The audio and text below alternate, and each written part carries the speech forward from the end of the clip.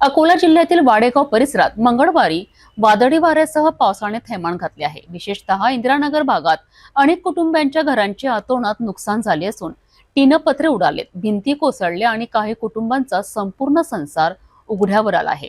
या परिस्थितीत एका निराधार महिलेच्या घरावरील टीनपत्रे उडल्याने तिचा संपूर्ण संसार अक्षरशः आभाळाखाली आल्यासारखा झाला आहे।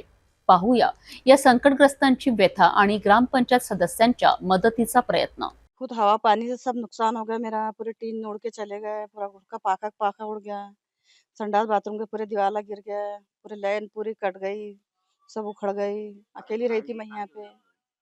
ये सब हवा पानी से। कल हवा पानी बहुत थी, तूफान था, मैं अकेली रही थी यहाँ पे।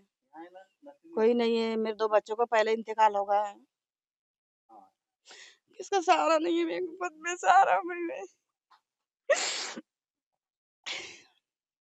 बहुत नुकसान हो गया मेरा, सारा क्या करूँ मैं इसका इलाज।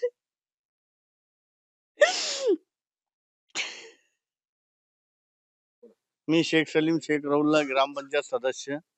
उद्या 4 वाजता वारा उधाण आलेला होता।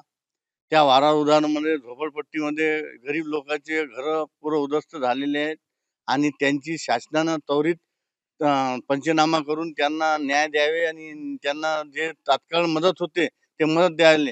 त्यांचा ते राशन वगैरे पूर्ण सत्यानाश झालेला आहे। हे पंखे वगैरे उलटे लाईन नाही, संडासचे भित्या पडलेल्या आहेत।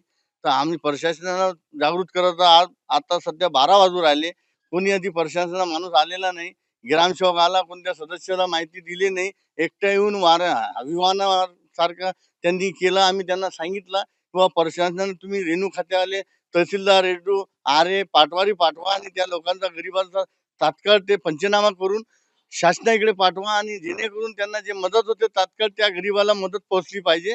याकरिता आम्ही इथे जमलेलो आहोत आणि आम्ही शासनाची विनंती आहे की जेणेकरून लवकरात लवकर त्या गरिबाची व्यवस्था करून द्यावी। त्यांना उघड्यावर राहण्याची परिस्थिती आहे।